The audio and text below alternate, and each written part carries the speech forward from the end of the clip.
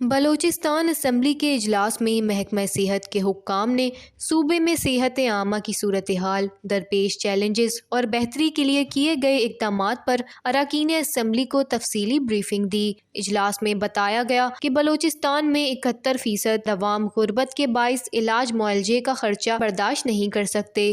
G D P growth کے حساب سے جو ہیلتھ پہ خرچہ ہونا چاہیے وہ 5% کے لگ بھگ ہونا چاہیے، اور جو اب ہماری رف کیلکولیشن ہے اس حوالے سے وہ جسٹ 2% ہے، تو اس لیے بھی ہماری ہیلتھ کی مشکلات ہیں۔ آپ کو کالم نظر آ رہا ہے، یہ ماؤں کی وہ شرح اموات ہے جس میں مائیں ہماری پریگنسی کے دوران وفات پا جاتی ہے، اور باقی جو 4 صوبوں کے حساب سے آپ دیکھیں تو یہ بہت زیادہ ہے۔ اسی طرح اگر ہم امیونائزیشن دیکھیں تو یہ بہت لو ہے، تو پولیو بھی ہم ایریڈیکیٹ نہیں کر پائیں گے، اس لیے امیونائزیشن پہ ہمیں فوکس کرنا پڑے گا۔ ہم نے پرائیویٹ سیکٹر سے 10,000 بندہ اٹھا لیا ہے، پیرامیڈکس اب نہیں کر رہے پولیو، تو ہمیں ریزلٹس اچھے ملنے کی توقع ہے۔ جو صحت کارڈ پروگرام ہے کہ ابھی ہمارے 1100 ہاسپٹلز جو ہیں وہ امپائرڈ ہیں اکراس پاکستان، کوئی بھی بندہ صرف شناختی کارڈ نمبر کے ساتھ جائے وہاں علاج کروا سکتا ہے۔ اسی طرح آئی سی یوز، اتنے بڑے اسپتال ہیں اور اس میں آئی سی یوز نہیں ہیں، وہ بھی ہم نے فوراً ٹیک اپ کیا، اس کی کنسٹرکشن کمپلیٹ ہونے لگی ہے، اکوپمنٹس آ چکے ہیں، اور یہ بھی ہم کچھ ہی دنوں میں یا ہفتوں میں اس کا افتتاح کریں گے۔ میڈیسن اویلیبل نہیں تھی، جب ہم نے دیکھا کہ میڈیسن کیوں نہیں اویلیبل تو ہم نے ایک دم سے وینڈر سے نیگوسیشن کی ہے،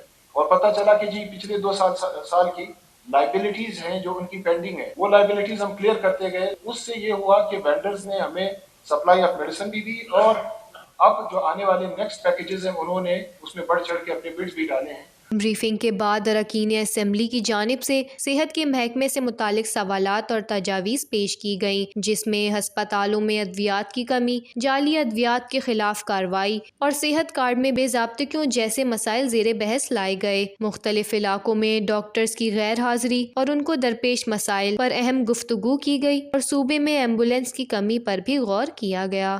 وش نیوز، کوئٹہ، بلوچستان۔